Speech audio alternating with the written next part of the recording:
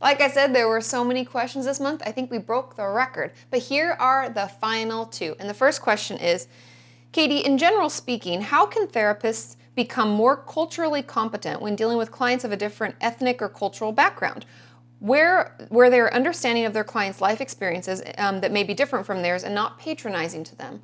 A lot of this has to do with education. And unfortunately, not all therapists continue to educate themselves. I personally purchase a lot of different books on different cultures, different religions, different beliefs. I bought a bunch of books on how to be an affirmative LGBT plus therapist. So whatever I may be taking on in a client or in a situation, I want to make sure that I'm well educated and able to address it in the best way I can. Obviously, I'm not going to have the same life experiences or cultural background as everyone, but I will seek to understand. And so that's the first part, is just having a therapist that's open to educating themselves. And that will become important as we roll into the second thing, which is educating your therapist yourself. I have found in my practice that nothing is as good as what a client will tell me about their experience. I can read all the books. I can even travel to the places that their family's from or study the religion that they believe, but that doesn't tell me what it means to them. And so I would encourage you to take a few sessions to teach your therapist what your experience is and what you feel it's important for them to understand. Are there certain beliefs in your culture or in your background that have expectations associated with them? Like, for example, I've had clients who are in certain religions where it's of the utmost importance that they have children, that they get married, and that that's part of being a woman. And so that's all okay, but I need to know that that's the pressure they're feeling, and maybe that's what's causing the anxiety. The more that we can learn together, the better able we'll be to help you. And so I'd encourage you to take some time, maybe even before going to therapy, to decide what parts of your culture and background are important for your therapist to understand, and then try to teach them. And if they're a good therapist, they'll be completely open to learning it, because it only makes us better therapists and better people as a whole. We should all seek to understand one another, so just give them the opportunity to do that. And the second and final question for these videos is, Kati, I've heard this saying that depression is anger turned inward. I was just wondering what your thoughts are on the validity of this. Also, as I've mentioned before, I was forced to quit counseling due to financial reasons, and I couldn't afford to take medication consistently. So I've gone without meds for the past 7 to 8 years. Over the past 5 years, my depression seems to hit an all-time low each day. So I guess my question is, can I recover without meds or therapy? I was always a believer in the concept that you can't fix a sick mind with a sick mind, but I just want to be well, and every day feels like a whole brand new kind of crazy. Can I dig myself out of this on my own?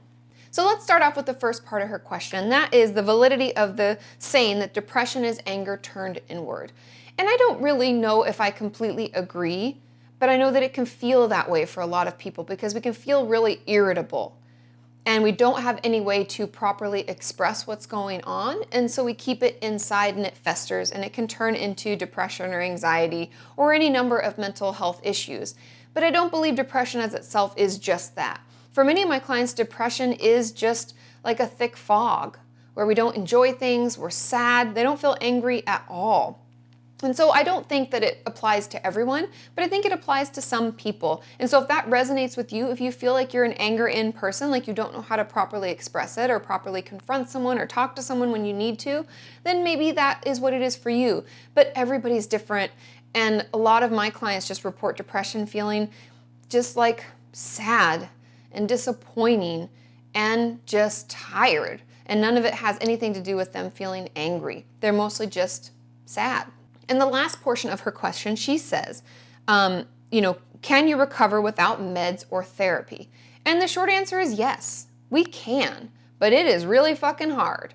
We think therapy and medication is hard work. Not at all is even harder, because all of the things that medication, like I've talked about, medication can be that life raft when you feel like you're drowning in the symptoms.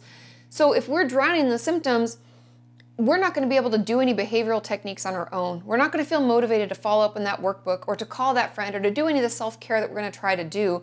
We're going to need that medication to get our head above water potentially. And we're going to need therapy to push us and hold us accountable for all of the homework and things that we should be doing to take care of ourselves. So yes, we can, but it is going to be so difficult. If you have someone in your life that can help hold you accountable, that sometimes has been something my clients have used before they've come back into treatment when they couldn't afford it.